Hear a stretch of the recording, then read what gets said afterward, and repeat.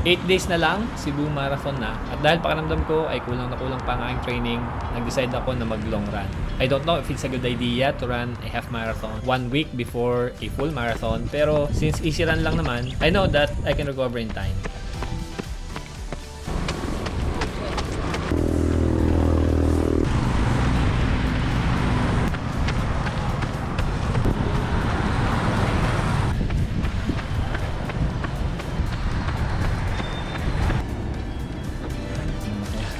Kuya, walang maliit ito?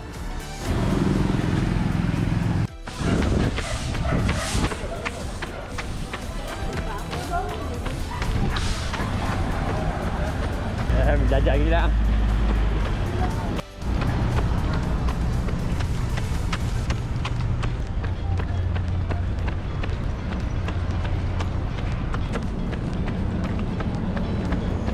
Pahinga muna. 11 kilometers na.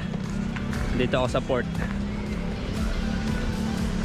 Gatorade para sa lakas. 11k, so 10 kilometers to go para maka 21k ulit.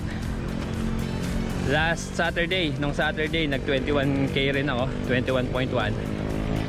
So hoping today ganun din.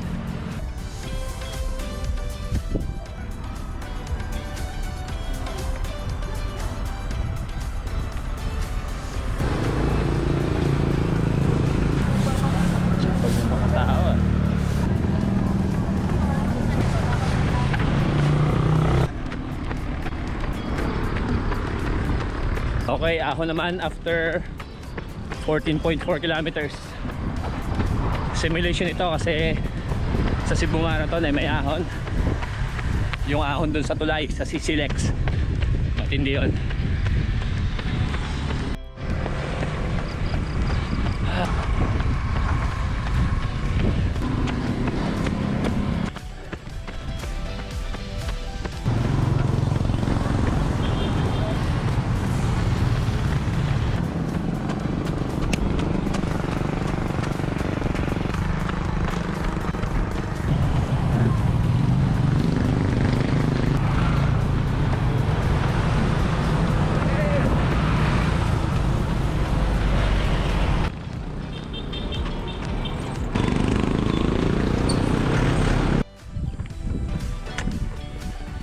Relax na.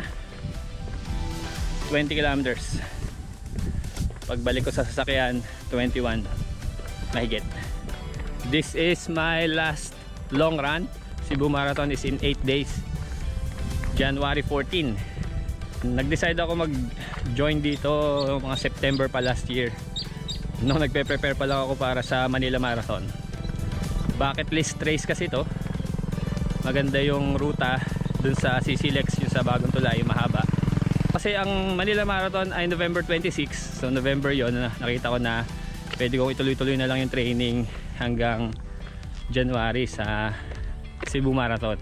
Kaso hindi yun na nangyari. After kasi ng Manila Marathon, nagkasakit ako. Hanggang ngayon nga meron pang konti. At least nakaka-recover na. At eto nga, last weekend nag long run din ako, tapos ngayon long run din. Hopefully sapat na yun para sa training for Cebu Marathon. Mas mahirap kasi yung ruta sa Cebu. Yan nga, may ahon sa tulay. Yung sa Manila Marathon kasi flat lang. I know na hindi ako makakuha ng personal record or personal best dito sa Cebu Marathon, pero I will enjoy it. Sa mga tatakbo sa Cebu Marathon, see you guys there. I wish you all the best race. Mag-enjoy tayong lahat.